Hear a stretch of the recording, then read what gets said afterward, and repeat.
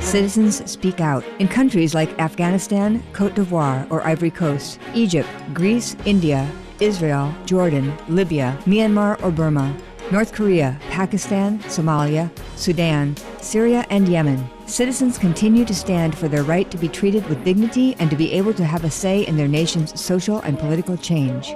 Afghanistan. Australian analyst and news editor Greg Sheridan has called upon the government to bring troops home from Afghanistan and Pakistan, saying it will be impossible to win the war through armed conflict. Meanwhile, North Atlantic Treaty Organization or NATO spokesperson Brigadier-General Josef Blotz told reporters that NATO is planning to transfer security responsibility of 3 provinces and 4 other areas beginning in July, and that Afghan security forces have stated that they are ready and responsible. Greece.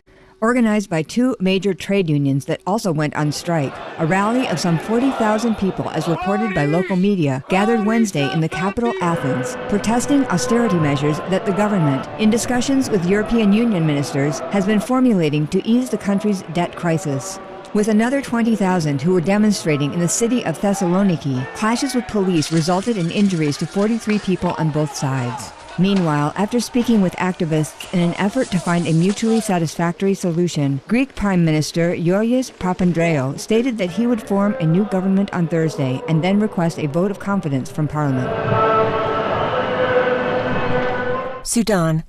The UN mission in Sudan reports that the Sudanese armed forces of the north have increased bombing raids in the state of South Kordofan, while a North Sudanese rights group reports that as of Monday, June the 13th, 65 people had been killed by airstrikes in the state over the past 9 days. On Wednesday, U.S. President Barack Obama said that no solution can come through military means, as he called for a ceasefire between the North and the South, while urging the government of North Sudan to halt aerial attacks and other forms of deadly and intimidating violence. Côte d'Ivoire. Despite being nearly 2 months since the nation's post-election crisis was resolved, over 300,000 people remain displaced. Presenting a report to the UN Wednesday, UN Human Rights Chief Navi Pillay said that although security had improved, there is concern that the country's current military is still committing human rights abuses, including arbitrary arrests, excessive use of force, sexual violence, and retaliatory killings. Myanmar. At least 4 people were killed while another 2,000 fled a remote region where government forces have been clashing with members of the Kachin group, an ethnic minority group that says it is defending its land from government takeover.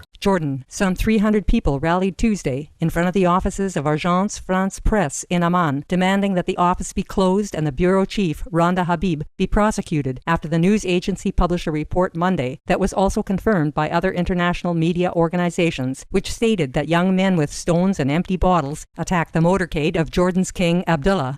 After the news agency office was ransacked on Wednesday, Prime Minister Maruf Bakit phoned Ms. Habib to express regret at the situation and pledged to address the issue. Palace officials, meanwhile, denied that the motorcade was attacked, saying that a crowd of people was actually seeking to shake hands with the king, with police attempting to protect him. Middle East. As part of a 4-day tour starting Thursday, European Union Foreign Policy Chief Catherine Ashton is visiting leaders in the Palestinian territories, as well as Israel, Jordan, and Egypt, in the hope of relaunching peace negotiations in Paris, France, to reach an accord on the terms of an independent Palestinian state. Libya. According to Reuters, a ship chartered by the International Organization for Migration, or IOM, arrived Tuesday in Libya's Benghazi from Misurata, carrying 222 mostly sub-Saharan African migrants and 30 wounded persons on board. Among the injured is a 12-year-old boy with severe head trauma due to land munitions, which has already killed civilians, especially children, and threatens more.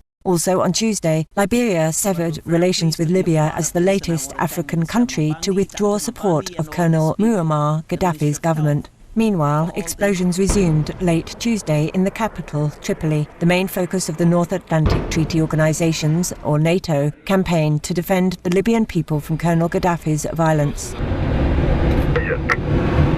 North Korea, marking the 11th anniversary of the first North and South Korean summit. A group of North Korean refugees, now living in the south, rallied on Wednesday in the border city of Paju, sending off leaflets inside balloons that speak out against the North Korean regime. Syria. On Tuesday, thousands of Syrians fled the town of Marat al-Numan in anticipation of a tank attack by the Syrian army. Some headed to Aleppo and other villages, while others went toward Turkey, where 8,500 refugees have already fled from the town of Jisr al-Shughur. On Wednesday, the Syrian government called on Jisar al-Shughur's residents to return after it had ended a military operation there against alleged armed groups. Meanwhile, activists report that the army is also moving to 2 towns in the eastern Deir al-Zuwar province. In the capital, Damascus, however, thousands of supporters of Syrian President Bashar al-Assad rallied Wednesday waving a huge 2.3-kilometer-long flag.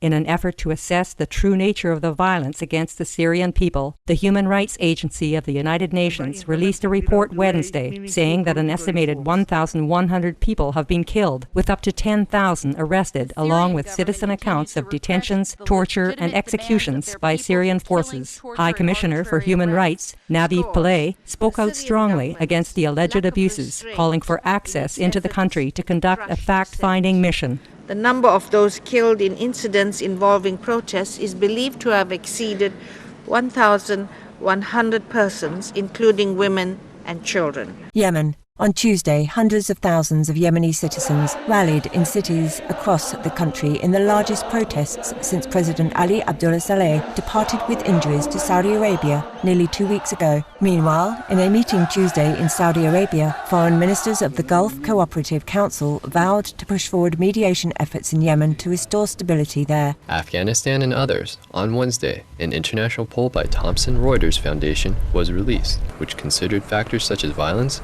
poor healthcare, sexual assault, and others to rank the following 5 countries as the most dangerous in the world for women. Number 1, Afghanistan. Number 2, Democratic Republic of Congo. Number 3, Pakistan. Number 4, India. And number 5, Somalia. In sorrow for those who have perished and are suffering, we pray that all such conflicts cease so that people and nations throughout the globe may choose to live in freedom, dignity, and lasting peace.